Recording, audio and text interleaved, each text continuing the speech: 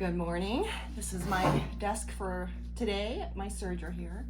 I'm starting a new project and I want to rewrite the work order from this one. This is the designer's, her own work order, and I like to stay consistent and use mine, so I'm going to transfer the information from this one to this one, and I'll tell you what it is. It's kind of a fun, well, it is a fun project because we're going to be making drapes out of this really beautiful silk. It's almost a dupioni. I'm not sure if this is technically a dupioni, but it's got all the grains of a dupioni and the slubbing and the natural characteristics. So that's a sample of the fabric, but I cut an even smaller one so I could staple it to the work order. And then this is our lining. And then I just want to show you the difference between the kind of interlining that we're going to use. This is what you would typically see when you're going to interline your drapery, is a flannel interlining, and it's soft to the touch on both sides, comes in white and ivory and a couple of different thicknesses, but this is typical. But what we're going to use is something called bump, B-U-M-P, and it's much thicker and softer than the regular interlining. And so if I layered the lining and the regular interlining and the silk, that would be a beautiful drapery. And you can see how it creates a really soft fold when you fold it in half to mimic a pleat. And that's beautiful. But when you change it from the regular interlining to the bump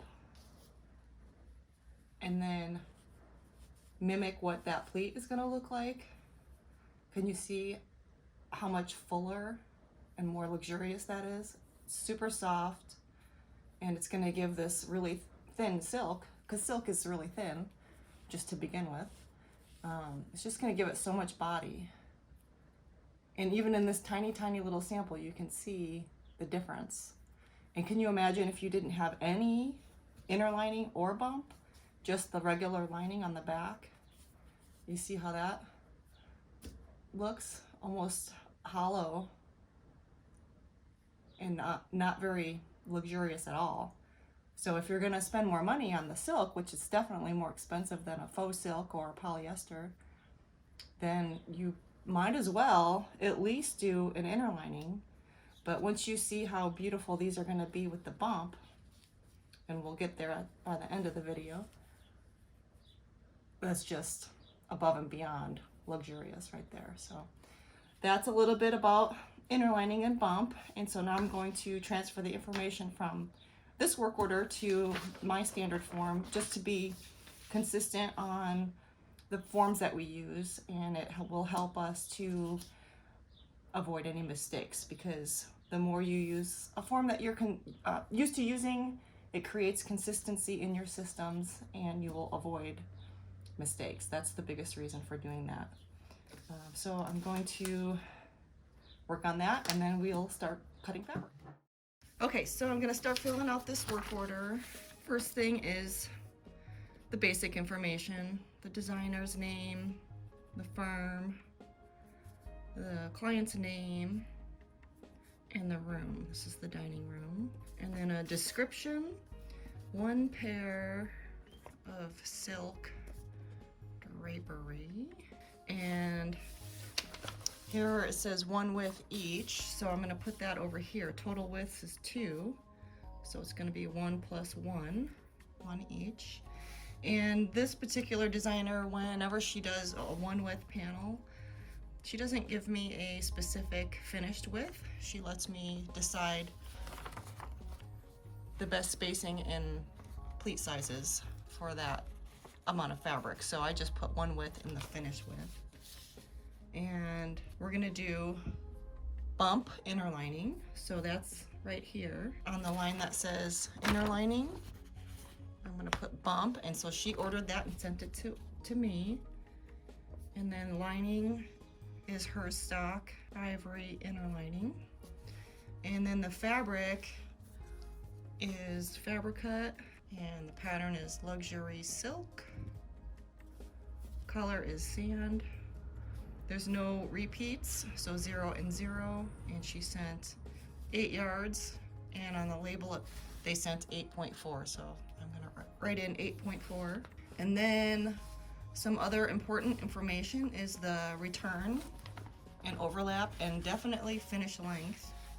And instead of having that information over here, she did circle her crinoline size, which is the buckram, but she wrote it all out in the body of this work order. So here's my finish length and my header and the pleat style. So finish length is 112, and I'm going to circle 6 inch for the buckram. Pleat style is goblet pleat per photo. She sent me a picture of the exact pleat they're going for, which she's calling a weird goblet pleat. I don't think it's weird, I think it's beautiful. So nothing wrong with that, but she just wanted to be very specific in her work order, which is really cute.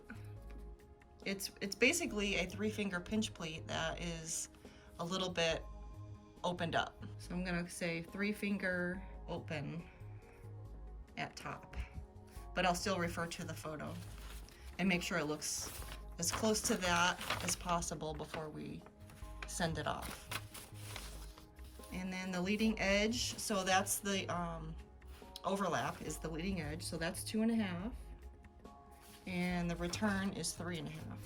And these are stationary, so I can circle stationary, and the pin setting is going to be 1/2 inch, which is not labeled on her work order, so that is my default 1/2 inch pin setting. Bottom hem also default to 4 inch. So that's all of the crucial information right here. That's why this work order has this section highlighted in yellow and this section highlighted in blue. Oh, except I did not circle where to tack the pleats. And according to this picture, it's at the bottom. So I'm gonna circle that.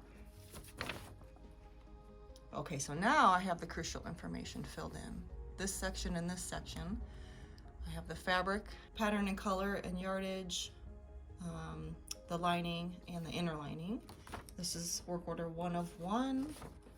I have the customer information, the description, and I'm not going to do a sketch.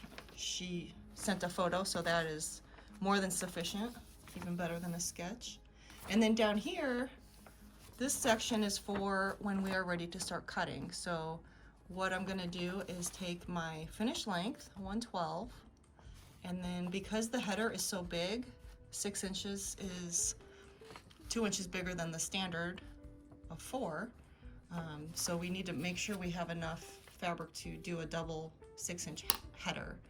So 112 plus, we need 12 inches for the header, and then 8 inches for the hem, and then I'd like to have 2 inches extra to play with, so that's 134. So basically I need 2 cuts at 134, and that's fabric 1, which is my main fabric up here, silk. And then fabric number 2, and then lining. So I'm gonna call bump my fabric number 2. And what I usually do with interlining is cut that the same length as the finish length.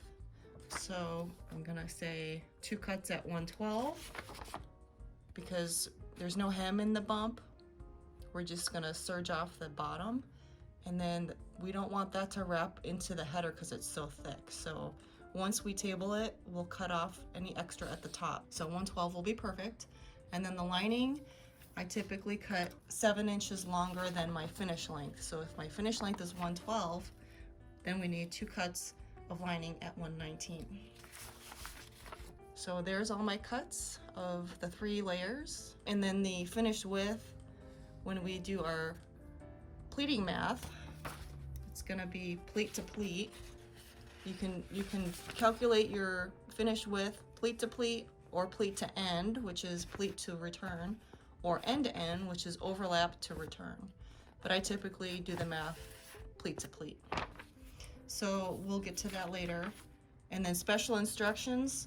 So she did have some notes on here with a star. Please face the leading edge seams with same fabric, silk. We had a conversation, so as discussed. So she sent me additional silk yardage in a separate bolt so that I could face the leading edge side hems. The reason for that is that silk will deteriorate over time in sunlight. So the leading edge is what's going to be seen from the outside of the house through the window, which is where it will be exposed to sunlight. So that's why she wants to face these with a separate piece of fabric, so that if over time they do start to fall apart, we can take it off and not lose any of the face fabric, and then redo just the leading edges. So that's the special instructions, is to face the leading edges with additional silk yardage. So I probably should put that up here in number 2. So she did send me one more yard of the same fabric. So fabricate luxury silk, 1 yard in the same color.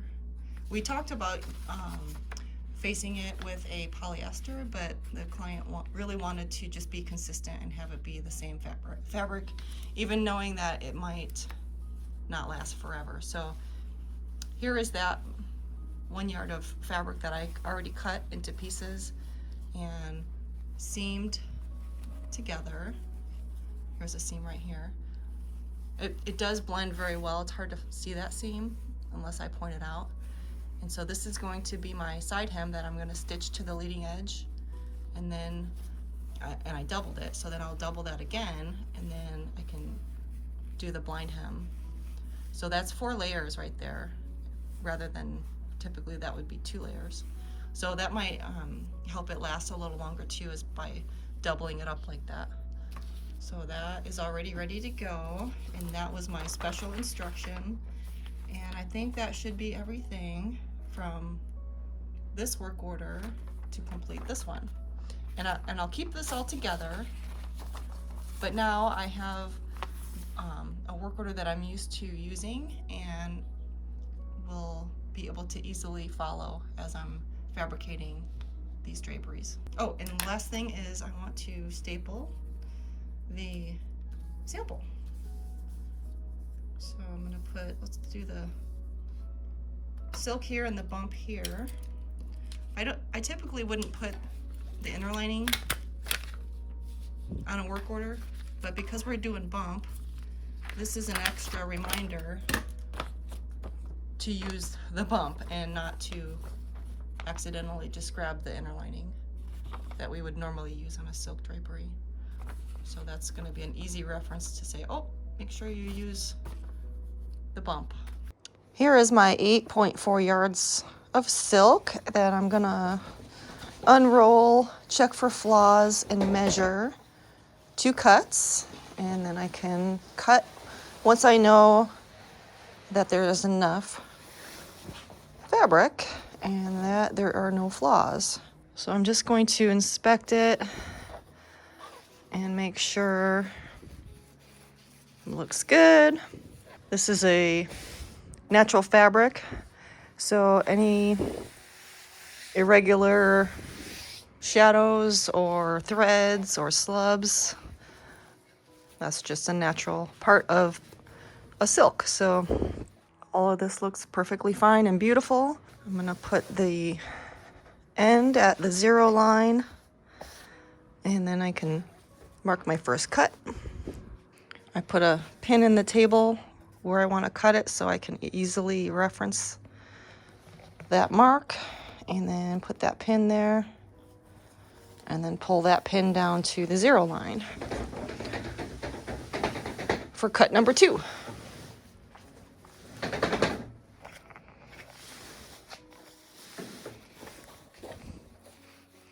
Here's my 0 line. Back up to my mark. That was just a fuzzy.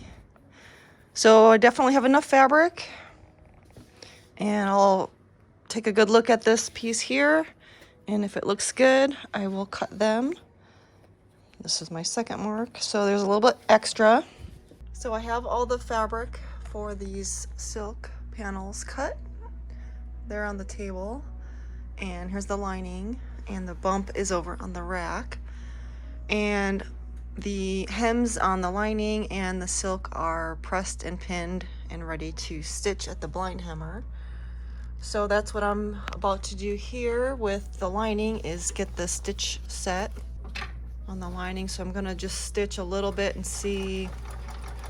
Can't remember what I did last on this machine. It's a little loose.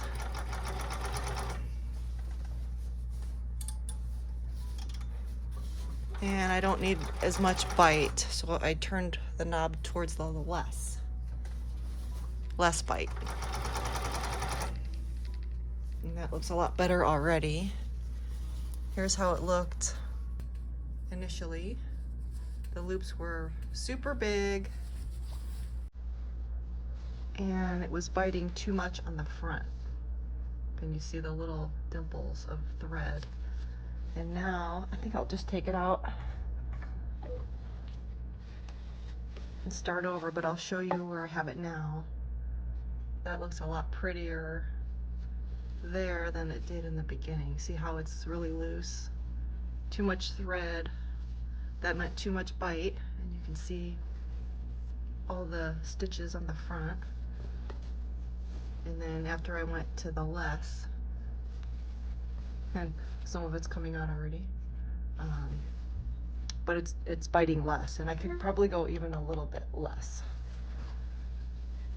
So I'll just pull this out and then start over, and I think I'll be ready to go.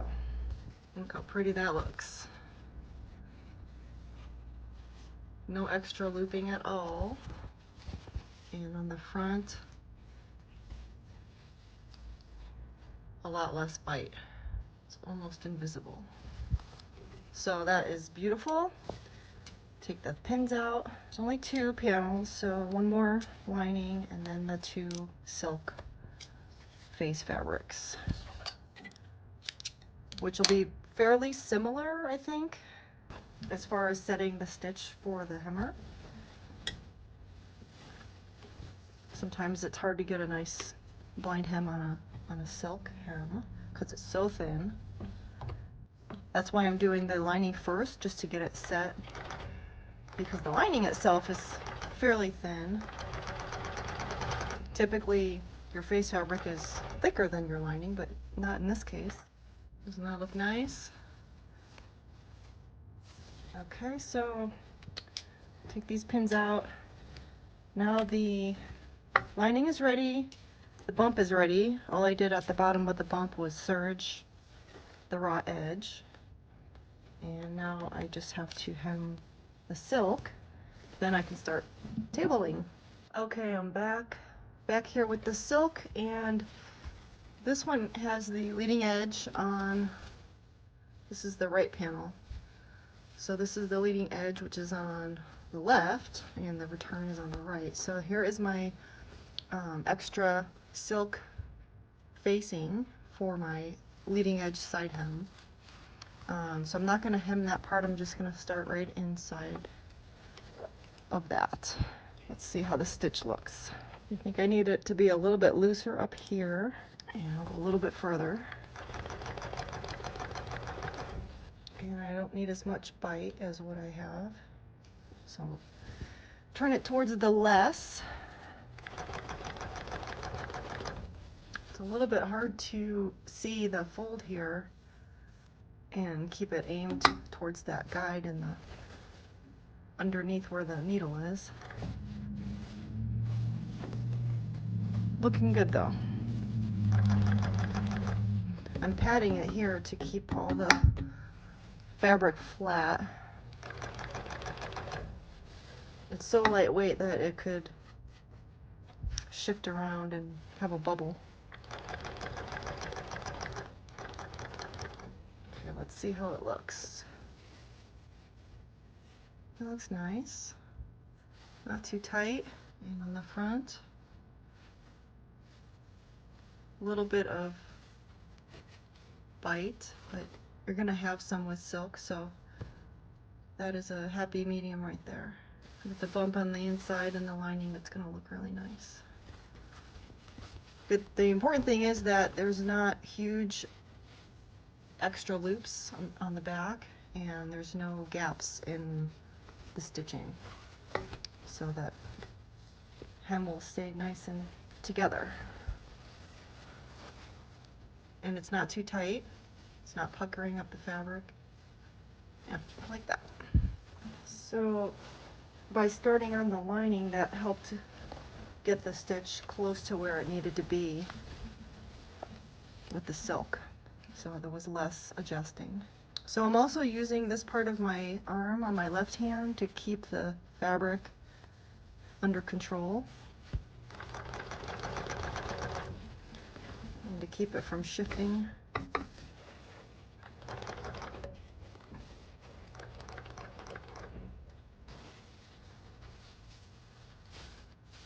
That looks really nice. There's the hem right there.